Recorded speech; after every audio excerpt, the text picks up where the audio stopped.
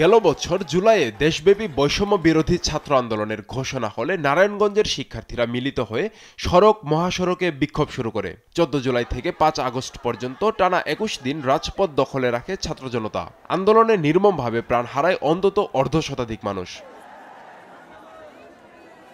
দিনভর থেমে থেমে আওয়ামী লীগ নেতাকর্মী ও পুলিশের সঙ্গে আন্দোলনকারী ছাত্র জনতার ব্যাপক সংঘর্ষ হয়। টানা কয়েকদিন ছাত্র জনতার উপর নির্বিচারে গুলি চালায় সশস্ত্র শামীম ওসমান বাহিনী। আন্দোলনকারীদের উপর গুলি ছোড়া হয় হেলিকপ্টার থেকেও। ভয়ঙ্কর হত্যাকাণ্ডে প্রতিদিন বাড়তে থাকে মৃত্যুর মিছিল।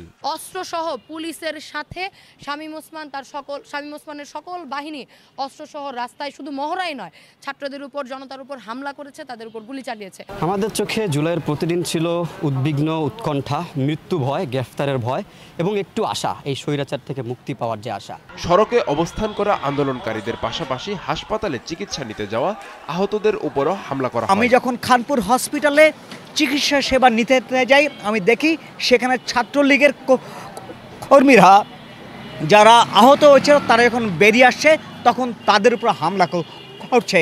আহতকে আমরা বিভিন্ন হাসপাতালে পাঠানোর ব্যবস্থা করলাম, খানপুরে, ভিক্টোরিয়া। ওখান থেকে ডাইরেক্ট বলতেছে শামীম ওসমান নির্দেশ যে কোন কাগজ চিকিৎসা দেওয়া যাবে না।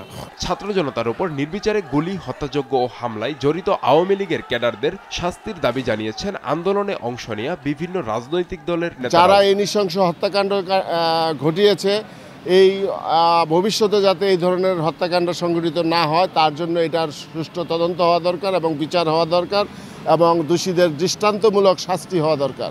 আন্দোলনে শহীদ পরিবারগুলোর পাশে থাকার পাশাপাশি আহতদের সার্বিক সহযোগিতা করা হচ্ছে বলে জানায় জেলা প্রশাসন। শহীদ পরিবারদেরকে আমরা তাদের পাশে থেকেছি এবং তাদেরকে সহায়তা করেছি।